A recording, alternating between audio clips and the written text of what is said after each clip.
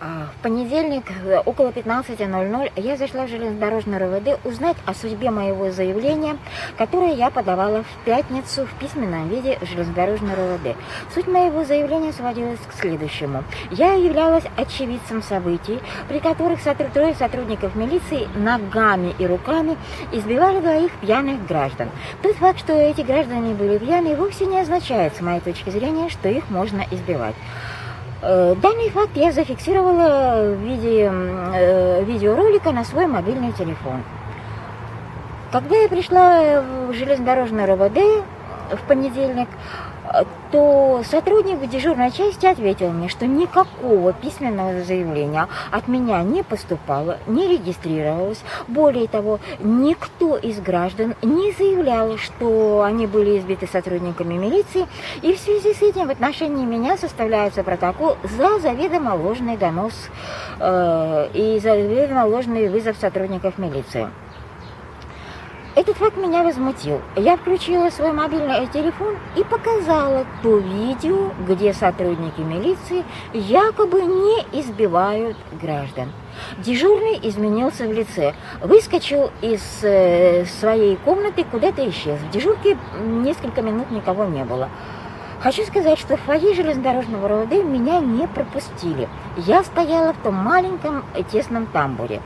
Туда вышел майор Кацкевич и в одиночку пытался отобрать у меня телефон. В это время мой мобильный телефон уже был включен на аудиозапись и видеозапись, о чем я предупредила Кацкевича. Свои преступные действия Кацкевич мотивировал тем, что существует инструкция, которая запрещает вести видеосъемку здания РОВД. Как юрист я знаю, что я имею право в соответствии со статьей Конституции фиксировать работу любого должностного лица и любого должностного органа. Я повторяю, работу. И в здании РОВД я вела съемку на законных основаниях. Существующая инструкция – это локальный нормативный акт, и она ко мне не имеет никакого отношения. Более того, сами сотрудники милиции в здании РОВД ведут видеосъемку. Более того, они пользовались своими мобильными телефонами в здании РОВД, снимали меня на видео и вели аудиозапись. Таким образом, требования Кацкевича не вести видеосъемку не основаны на законе. Я не отдавала свой мобильный телефон, прятала его. Кацкевич физически слаб, и он явно со мной не справлялся. Я все-таки женщина внушительной комплекции и могу за себя постоять. На помощь ему пришли еще двое милиционеров. Втроем они, конечно, меня победили. Отобрав, у них не получалось отобрать мобильный телефон, поэтому Кацкевич взял меня за волосы и 2 раза ударил головой об стенку. Я потеряла сознание. Очнулась я уже, будучи сидела в РОВД, в фойе РОВД. Каким образом я туда попала, сколько я была без сознания, я сказать затрудняюсь. Меня продержали в РОВД до 12:00. За это время была вызвана скорая помощь. Мы ездили в больницу скорой медицинской помощи.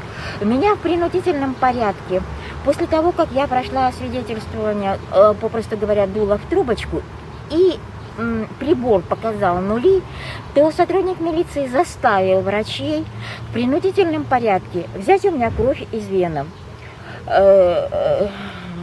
Гестаповка в белом халате, которая брала эту кровь, 3 не могла мне попасть в вену, и только с 4-го раза она попала в вену. Я испытывала жуткую боль.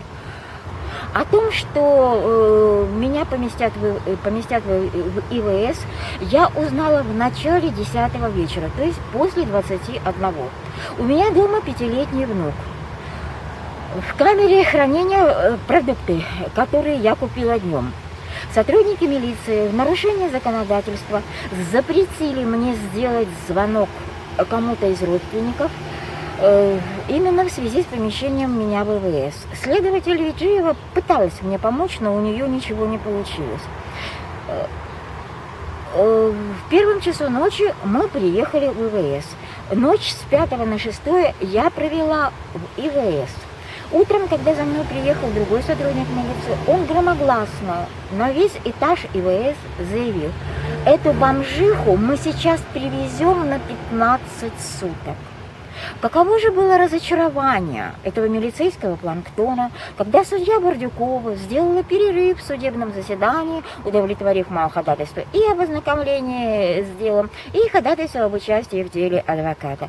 Вы не представляете рожи этих гнусных скотов в милицейской форме.